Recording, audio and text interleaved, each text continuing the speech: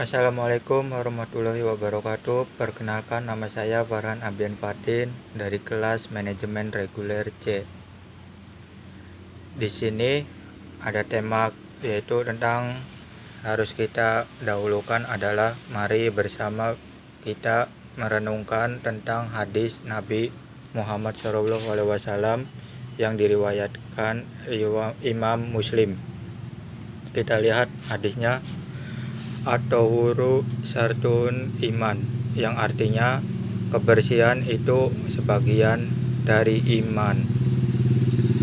Nah, ini hadis Nabi mengatakan bahwa kebersihan itu bagian dari iman dan ibadah.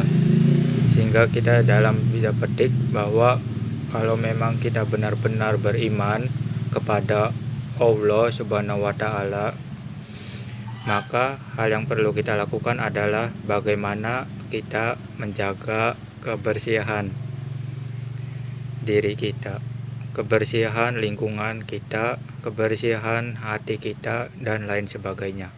Karena apa? Karena itu merupakan sebuah syarat bahwa kita beriman kepada Allah Subhanahu wa Ta'ala.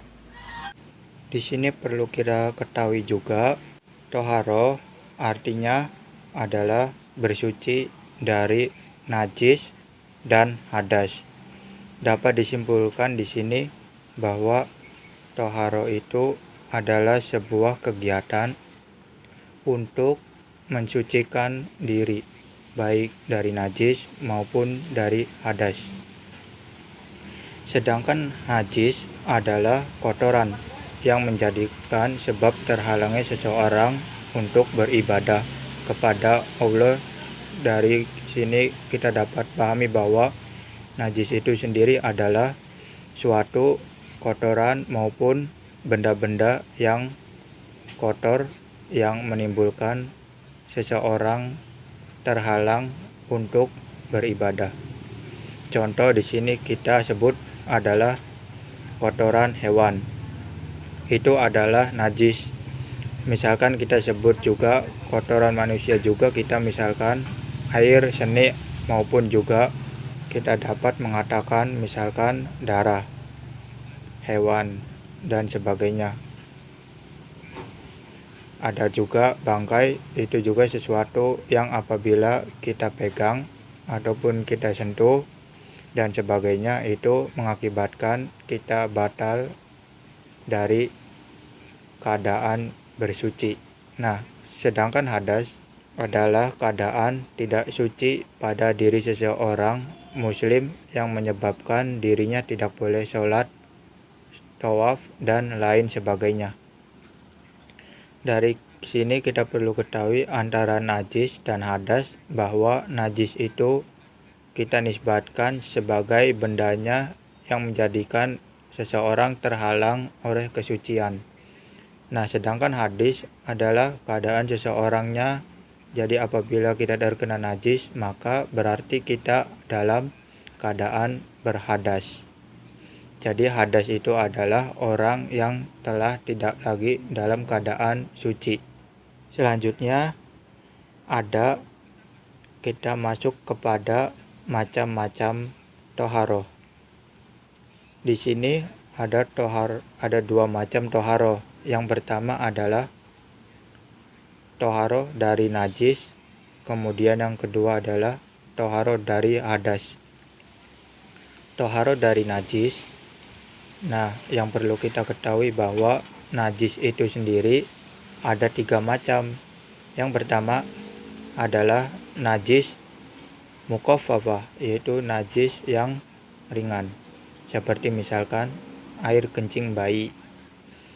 Bagaimana cara mencucikannya? Cukup dengan menyiramkan bekas air kencing bayi yang masih minum air susu. Akan tetapi misalkan air kencing bayi yang sudah makan nasi, maka ini sudah masuk kepada najis mutawassu. Kemudian najis mutawasikoh adalah disebut najis sedang. Kita lihat misalkan ada contohnya kotoran ataupun bangkai. Bagaimana cara menghilangkan apabila misalkan kotoran itu ada pada tangan kita, maka kita membasuh tangan. Kemudian apabila bangkai misalkan kita hilangkan bangkai itu sampai bersih, sampai tidak ada bekasnya, sehingga tidak ada baunya. Nah, ya kemudian yang ketiga adalah najis mugol lago. Najis mugol lago adalah najis berat.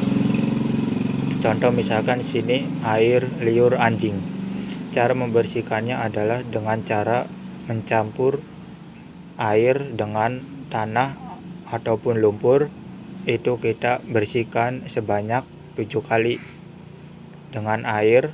Nah, di antara 3 najis ini yang perlu kita perhatikan adalah antara najis mukhalafah itu adalah najis berat, mutawasidonijan, sedangkan mugolago adalah najis berat. Saudara-saudara yang dirahmati Allah Subhanahu wa taala, najis mukhafafah, najis ringan seperti tadi adalah air kencing bayi, itu tidak mengakibatkan orang dalam keadaan berhadas. Artinya apa? Cukup dengan menyiramkan air saja tanpa orang itu perlu bersuci. Nah, tanpa perlu harus misalkan wudhu ataupun lain sebagainya, ataupun yang lain mukhalago dan mustawadoh. Ketika kita melakukan sholat, maka kita diharuskan melakukan bersuci dari hadas. Baik, toharo dari hadas besar dan hadas kecil. Perlu kita ketahui di sini contoh hadas besar. Misalkan hadas besar pertama adalah keluarnya air mani. Ini untuk bagi kaum laki-laki. Kemudian misalkan yang kedua adalah haid. Ini adalah untuk kaum perempuan. Yang ketiga adalah melahirkan. Yang keempat adalah nifas. Nifas itu adalah keluarnya darah bagi wanita setelah melahirkan.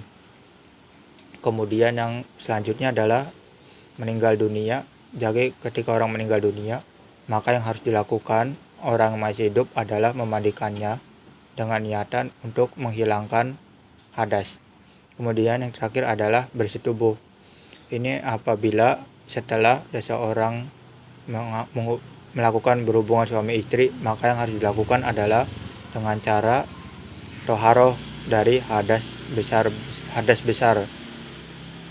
Ini termasuk hadas besar. Caranya dengan cara mandi besar, yaitu mandi junub. Nah, tentu yang selanjutnya adalah hadas kecil. Hadas kecil ini sebagai contoh keluarnya sesuatu dari kemaluan. Contoh misalkan seperti kita kencing ataupun kita BAB.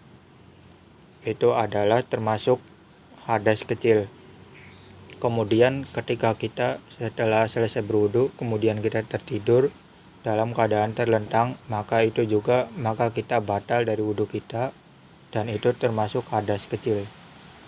Kemudian selanjutnya menyentuh kemaluan sendiri. Jadi secara sengaja kita menyentuh kemaluan kita secara sengaja, maka itu membatalkan, hingga kita menjadikan kita orang yang berhadas. Dan selanjutnya adalah bersentuhan dengan antara laki-laki dan perempuan. Artinya secara itu kita batal ataupun berhadas. Sekian video dari saya, kurang lebihnya mohon maaf. Wabillahi taufiq wal hidayah. Wassalamualaikum warahmatullahi wabarakatuh.